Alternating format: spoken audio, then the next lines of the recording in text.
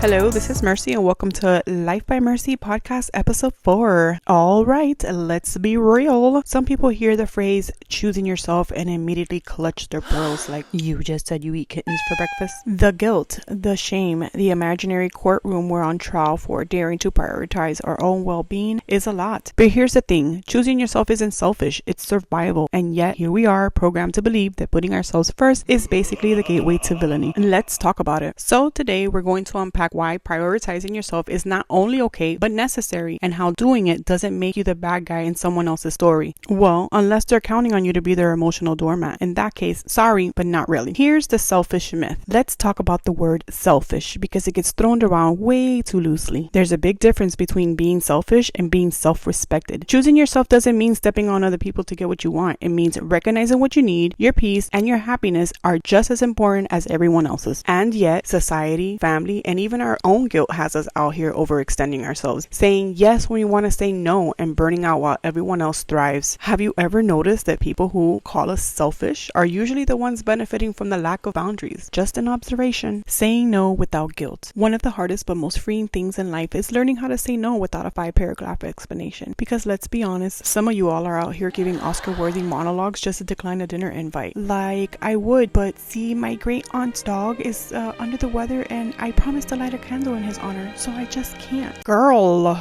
just say no. You don't owe everyone access to you, your time, your energy. You can't pour from an empty cup. So if you keep saying yes to everything, you're going to find yourself running out of fume, wondering why you feel so drained all the time. Spoiler alert, it's because you're prioritizing everyone else over yourself. Let's talk about the guilt factor. Guilt is sneaky. It'll creep up on you when you finally take a moment for yourself, whispering, shouldn't you be doing something a little more productive? No guilt. I should be minding my business, enjoying this overpriced coffee and peace. The guilt comes from years of conditioning, especially if you're a natural giver and a people pleaser or someone who was taught that love is earned through sacrifice. But real love, healthy love, doesn't require you to drain yourself dry. It's okay to take care of yourself. It's okay to rest. It's okay to have boundaries and protect your energy instead of depleting it. Choosing yourself doesn't mean losing others. Now, some people worry if they start prioritizing themselves, will they lose relationships? And you know what? They might. But here's a thought. If your relationship depends on you neglecting yourself, were they really healthy to begin with? Fuck no. The right people will respect your boundaries. The right people will understand that you can't be everything to everyone all the time. The wrong people, well, they'll throw a fit, call you selfish, and act like you just betrayed them. And those reactions are not your burdens to carry. So let's wrap this up with the simple truth. Choosing yourself isn't selfish. It's necessary. You deserve to be a priority in your own life. You deserve peace, rest, and joy without guilt. And the people who truly love and respect you will understand that. That's it for today. If this episode has hit home, share it with a friend who might need a reminder. And if you haven't already, make sure you follow the podcast so that you don't miss out on the next one. Until then, take care of yourself, guilt-free.